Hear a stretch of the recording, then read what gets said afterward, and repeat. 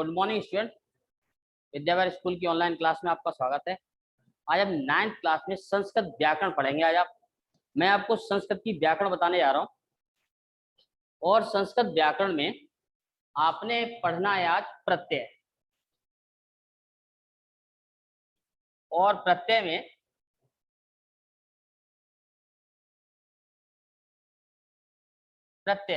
वैसे तो हम सब ने हिंदी में पढ़ रखे हैं। प्रत्यय उन शब्द या वर्णों को कहते हैं जो किसी शब्द के पीछे जोड़े जाते हैं, उनको हम प्रत्यय कहते हैं। और जिनसे क्या है, शब्दों के अर्थ बदल जाते हैं। इसी प्रकार से यहाँ पर भी प्रत्यय वही है, जो पीछे जोड़े जाने वाले शब्दों को या वर्णों को हम प्रत्यय कहते हैं। यहाँ पर संस्कृत में प्रत्यय 5 प्रकार के हैं।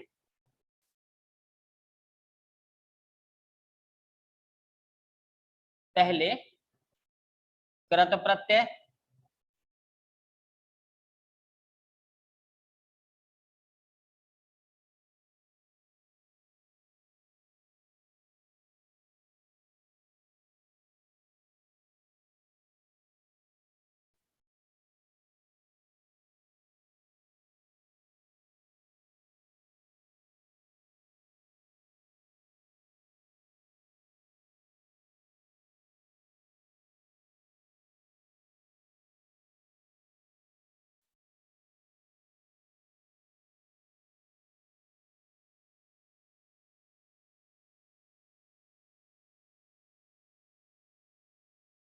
संस्कृत में 5 प्रकार के प्रत्यय होते हैं।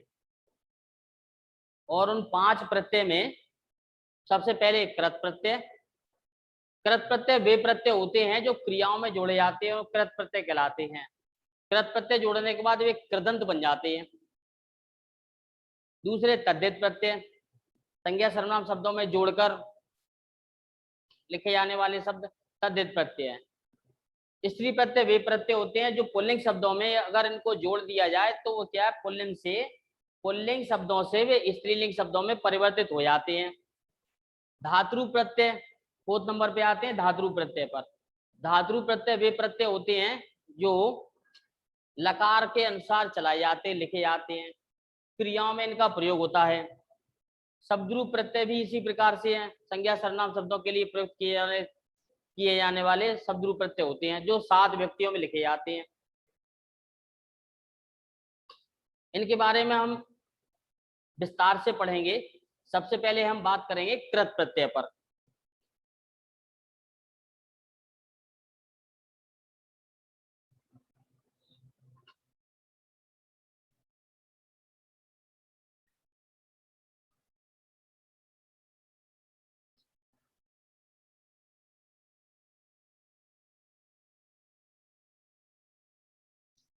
कृत प्रत्यय में पहले है कत्वा।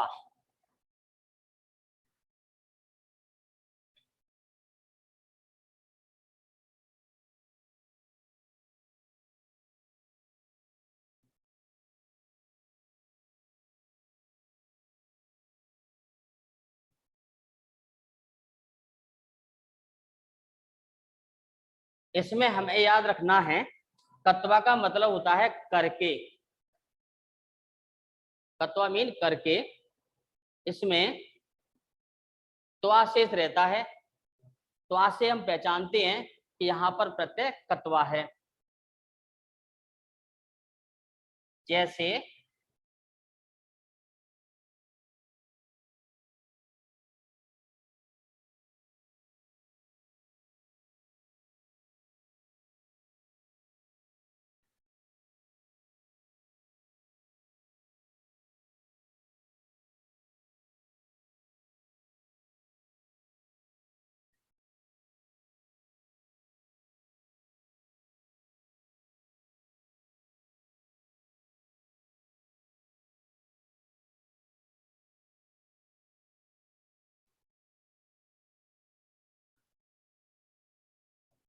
ये जो शब्द लिख रखे हैं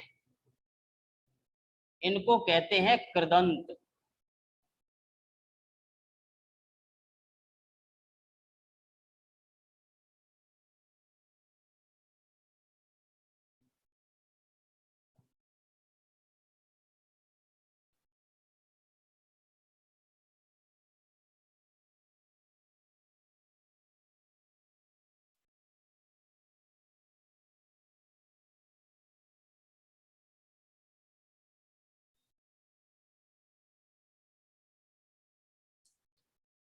धातु और प्रत्यय को जोड़कर नए शब्द जो बन जाते हैं कृत प्रत्यय में, धातु और कृत प्रत्यय को जोड़कर जो नए शब्द बन जाते हैं उनको हम कृदंत कहते हैं।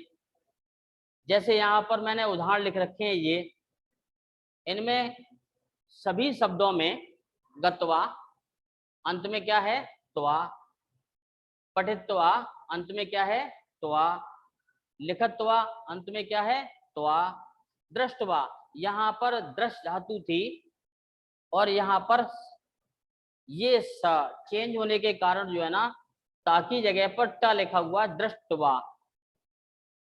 ज्ञातवा में त्वा है, नीतवा में त्वा है, कृत्वा में भी त्वा है। तो इन सभी में अंत में क्या जुड़ा हुआ आ रहा है, त्वा।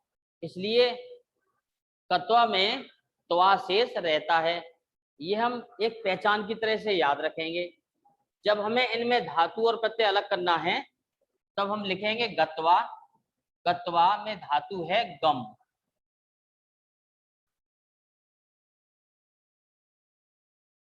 और प्रत्यय का नाम है,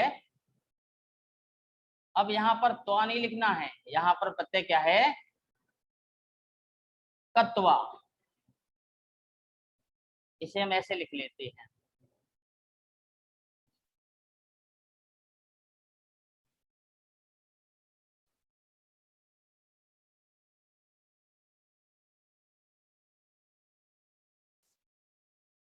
यहाँ लिख रखा है गम गच्छ, गम मतलब गम गच्छ एक ही धातु है ये, इसका अर्थ होता है जाना।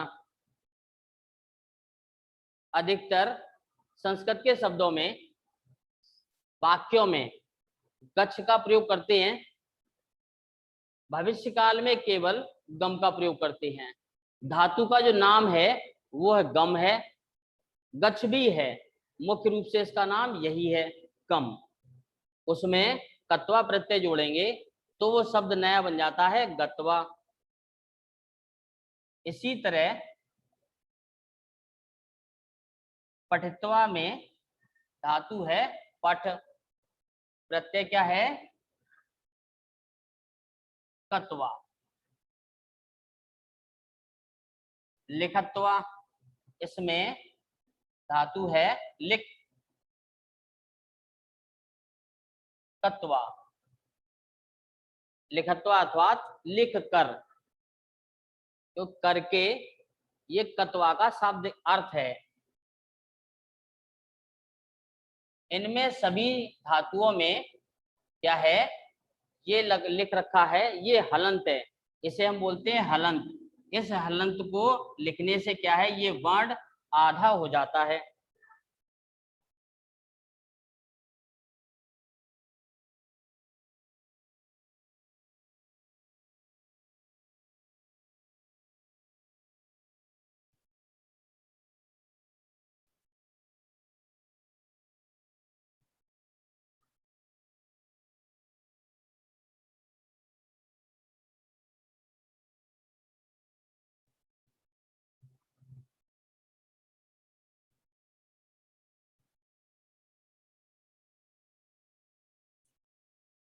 कत्वा में गम धातु प्रत्यय कत्वा, इसी तरह से कत्वा ही रहेगा प्रत्यय।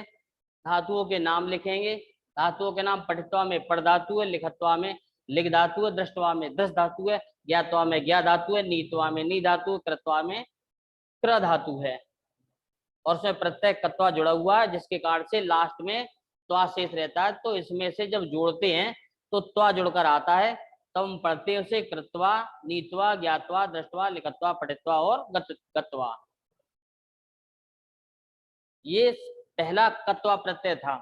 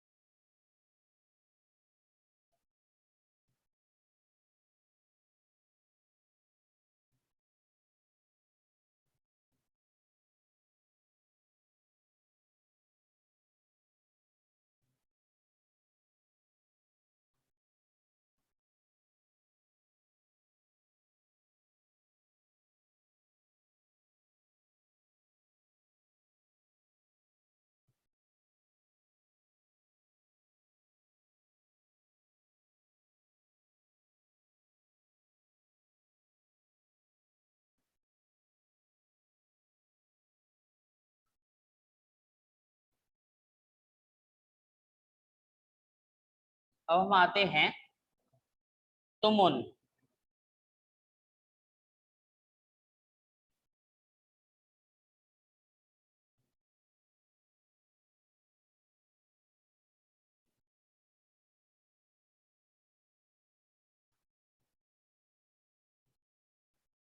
तुमुन प्रत्यय, तुमुन प्रत्यय में तुम शेष रहता है।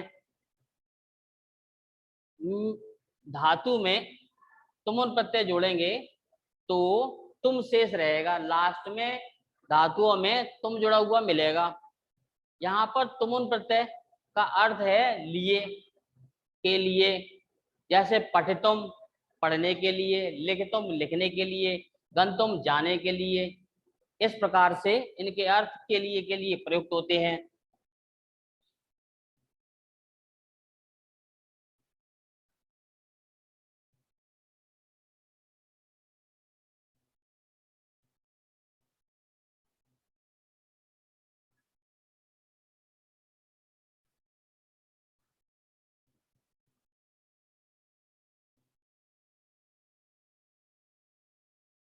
अब ऐसे लिखे लेते हैं,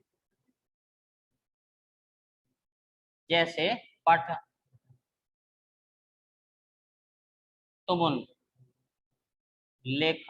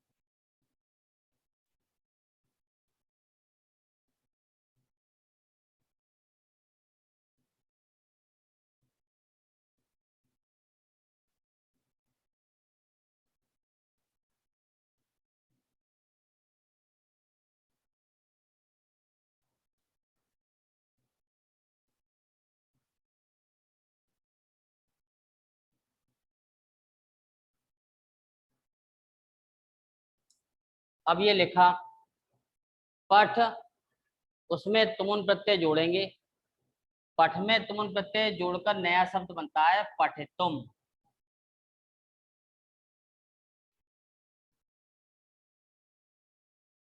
तो इसमें लास्ट में अंत में क्या बचा, तुम। तो ये पहचान है तुमुन प्रत्यय की। जब भी हमें इस तरह के शब्दों से धातु प्रत्यय अलग करने हो तो हम धातु को अलग करेंगे और प्रत्यय तुम पहचान से याद रखेंगे कि प्रत्यय इसमें कौन सा है, तुमुन प्रत्यय है। और ऐसे जोड़कर लिखना है तो तब वहां पर क्या करेंगे, अगर जोड़ना है तो तुमुन से तुम जोड़कर रखेंगे, जैसे पठ में पठितुम, लिख में लिखतुम।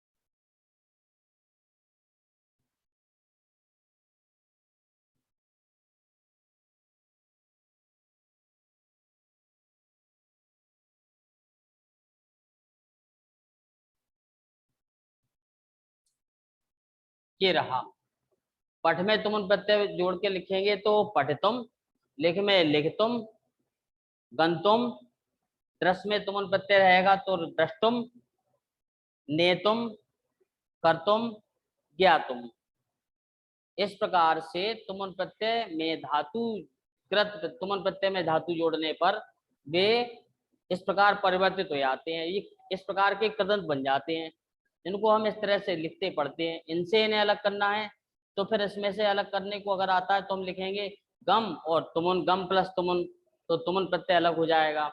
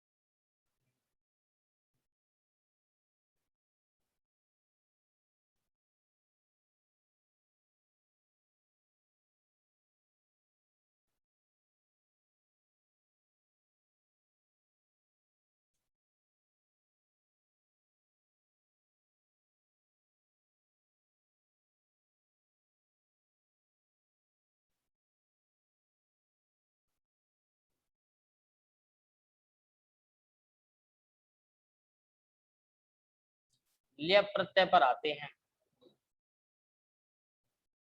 कत्वा की तरह इसका अर्थ भी है, कत्वा का अर्थ था किसी काम को करके, अर्थात करके, जैसे गत्वा यानी जाकर, पठित्वा पढ़कर, अभी पढ़ा था तुमुन के लिए, पठितुम पढ़ने के लिए, लिखतुम लिखने के लिए, दृष्टुम देखने के लिए।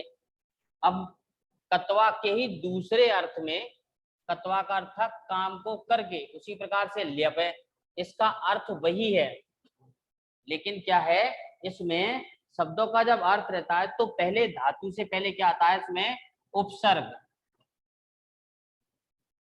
धातु से पहले उपसर्ग, धातु से पहले यहाँ पर उपसर्ग रहेगा, तो उपसर्ग जो रहेगा वो हो सकता है सम, वि,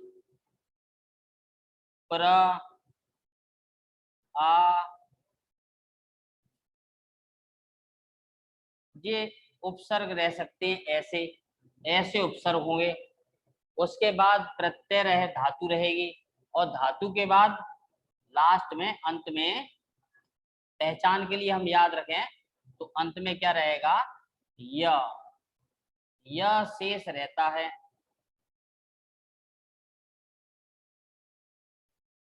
लास्ट में जुड़ा हुआ क्या मिलेगा, अंत में य जुड़ा रहेगा। जैसे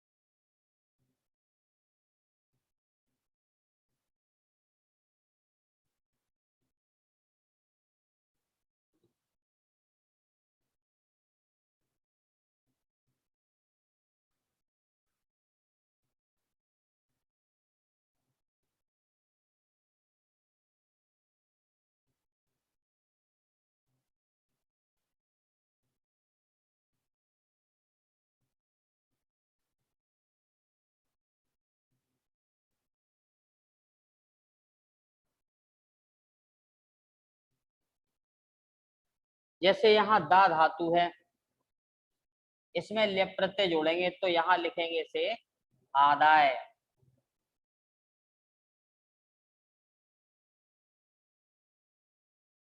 सम, पठ, लेप जोड़ेंगे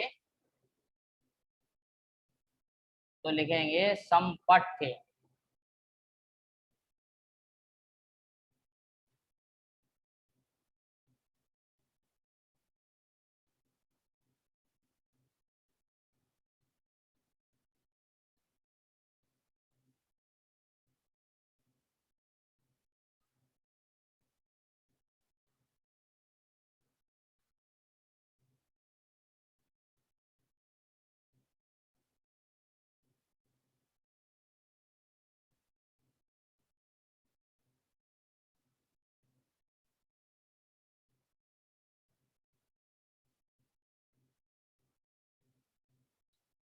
ये रहे, ये आगे उपसर्ग है, फिर धातु है, और उसके बाद प्रत्यय हमारा ल्यप है, और इनको लिखेंगे तो आ में दा धातु और ल्यप प्रत्यय जोड़ते हैं तो बन जाता है क्या, आदाय।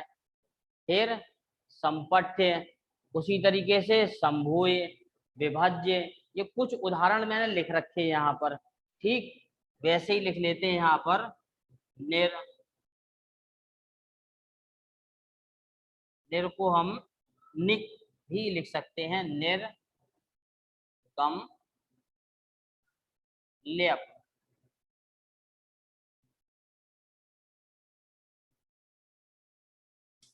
निगम में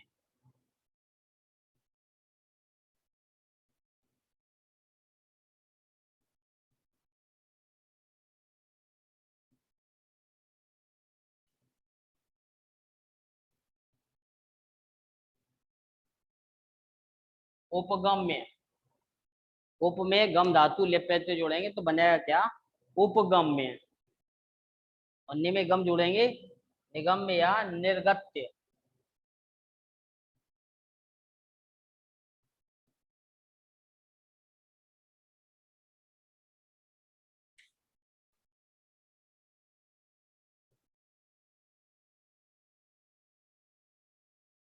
एक और उदाहरण लिख लेते हैं।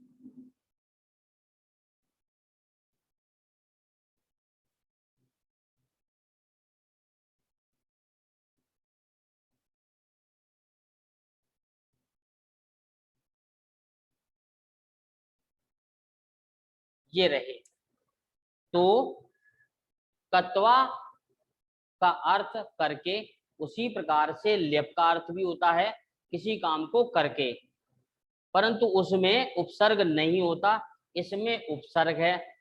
उपसर्ग जब होगा तो वहां लेप प्रत्यय रहेगा। लेप प्रत्यय की पहचान के लिए आपको पता, लास्ट में अंत में क्या मिलेगा, य। जैसे आदाय, संपट्ट, संभूय, विभज्य, निर्गत्य, उपगम्य और विलोक्य। इससे हमें पता चलता है कि यहाँ पर लेप प्रत्यय है। इनमें सभी में धातुएं भी जुड़ी है, साथ में आगे प्रत्यय है। यहाँ आ प्रत्यय दिख रहा है, सम है, सम है, वी, यहाँ नि है, यहाँ उप है, यहाँ बी है। तो ये पहले उपसर्ग रहेगा, फिर धातु, और उसके बाद फिर लेप प्रत्यय रहेगा।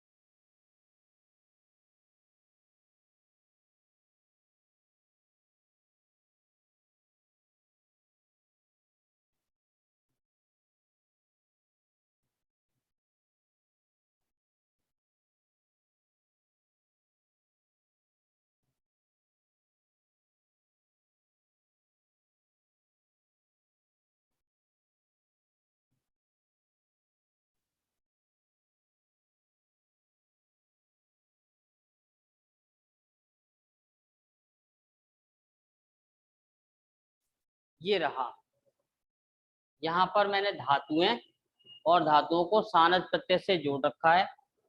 धातुएं सानज प्रत्यय के साथ जुड़कर, जैसे सेव, सेव के साथ सानज प्रत्यय जोड़ेंगे तो मान, सेवमान, लभमान, लभ के साथ कंपमान, वर्तमान और वर्धमान। सानज प्रत्यय जब जोड़ते हैं धातुओं में, तो धातु जोड़ने के बाद जो नया शब्द बनता है, नया कृदंत बन जाता है, तो इसमें क्या लास्ट में शेष अंत में क्या रहता है, मान, मान जुड़ा हुआ रहता है। और इस मान शब्द से हम पहचान सकते हैं कि वहां पर प्रत्यय सानच है। या तो इसको, इसे तोड़कर ऐसे लिखेंगे, या फिर हम ऐसे शब्द होंगे तो उनको जोड़कर ऐसे लिखेंगे। यहाँ पर इसकी पहचान है केवल कि अंत में मान शेष रहता है।